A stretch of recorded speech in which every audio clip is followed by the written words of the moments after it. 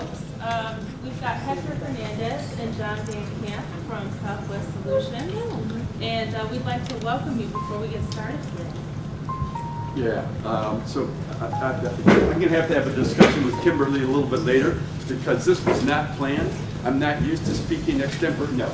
I just happened to be here. We're looking for this space for another function. But we were here last night. And, hi, Steve. How are you? I'm really pleased, that we're together not only in this space here, but we're in the space of how do you spawn entrepreneurship around Detroit. The growth of Detroit is really in small jobs, okay? It's when I create a job for myself and then for my sister, my son, and my neighbors and other kind of people. That's where the growth, yeah, it'd be nice if a new factory comes and whatever, that'd be great.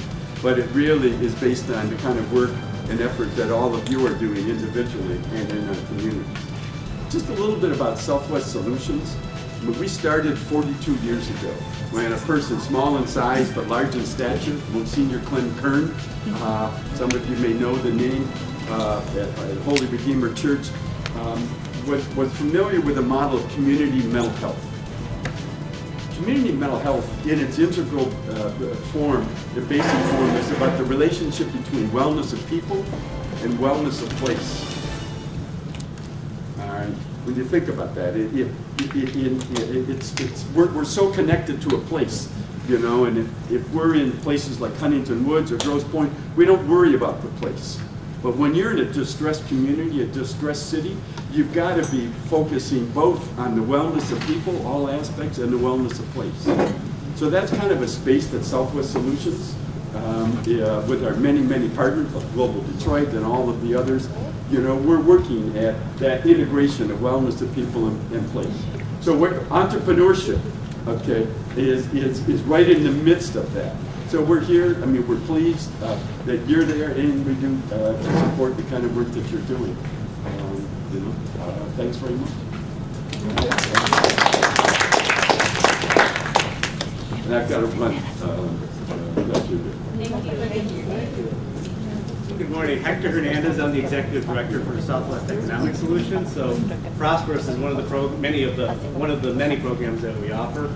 And as John stated, we're really happy to be operating in the economic development sector, and a big debt of gratitude goes out to Steve Tabachman, Global Detroit, his team, for really bringing that idea forward as a viable strategy for this community throughout Detroit. And so to play a small role in that arena, to help entrepreneurs learn how to launch their businesses, to spur economic development within the communities that we serve, not just Midtown, not just downtown, but to bring it to the very communities where folks are residing, where residents can bring about their dream of owning a business, starting that, and we're here to support. We play a small role. We know there's many providers out there.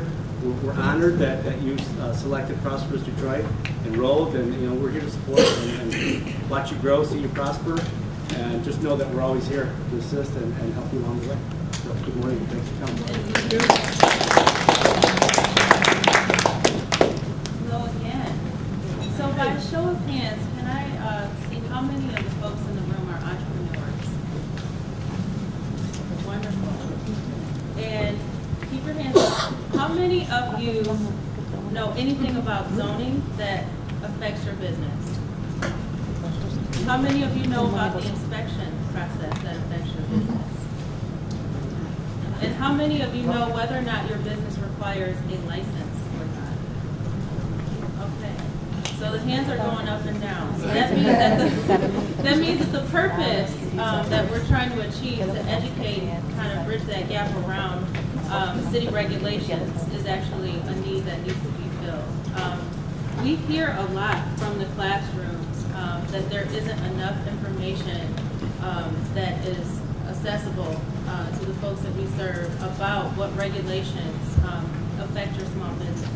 But we feel like beyond just knowing like the basics about the regulations, that there is another spirit that we're sort of like capturing today.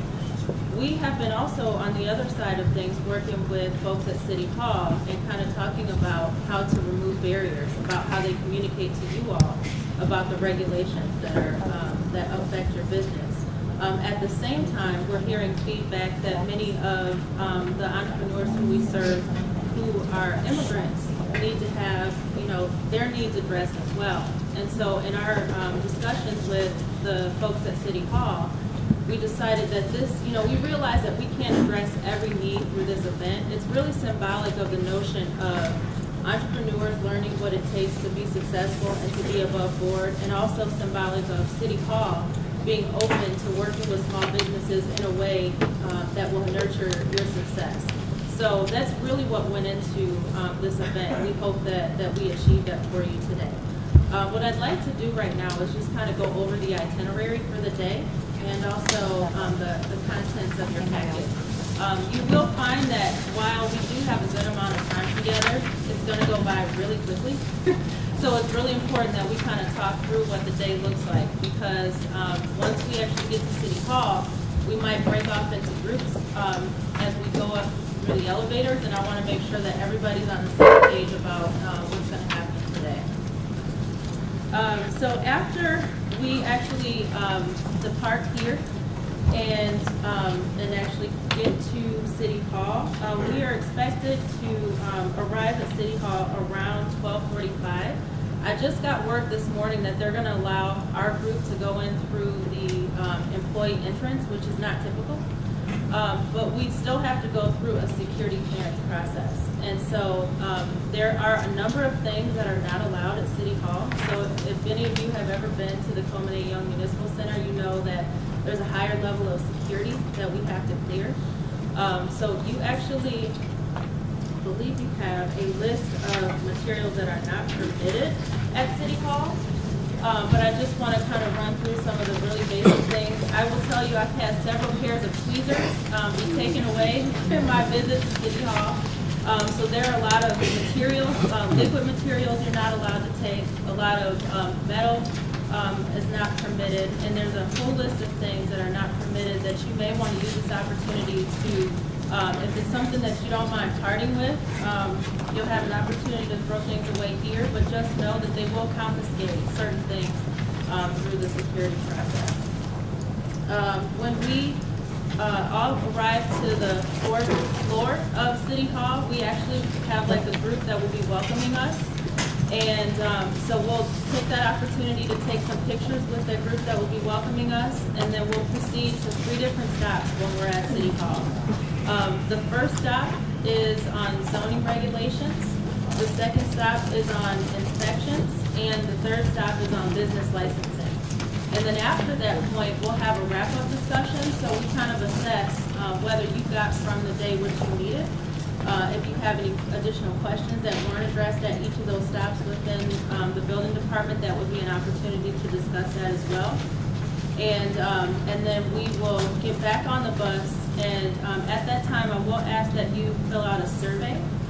It's really critical for us to understand if we met your needs, and if we didn't meet your needs, what else can we do to enhance the experience moving forward. Now I will tell you that all of the things that we organize for the graduates are very different. This is probably one of the most ambitious things we've done thus far. We won't always be able to do mobile workshops like this, but when the city said that they were willing to do this, and I've asked on numerous occasions when they have a new director there who was willing to do this, not only for your experience, but also to teach their staff about how to be more welcoming to your needs. So when we heard that we got the yes, we were willing to do everything that it took to pull this off today. So I hope that that it was to your liking, and that by the end of the day you have gotten what you need from it. So on your itinerary, you'll notice that you have a number of staff biographies that are listed. We thought it was really important that you know ahead of time who you're going to meet, and that you have an understanding of what their background is. And it's also an opportunity for you to be thinking about what kinds of questions you want to ask when we're on the tour. So we only have a certain amount of time for each stop in each division of that department. But just know that we want to kind of get you thinking about what kinds of questions need to be asked for what kinds of things you want to take away from the event. We figure by giving you more information up front, it will enhance your experience.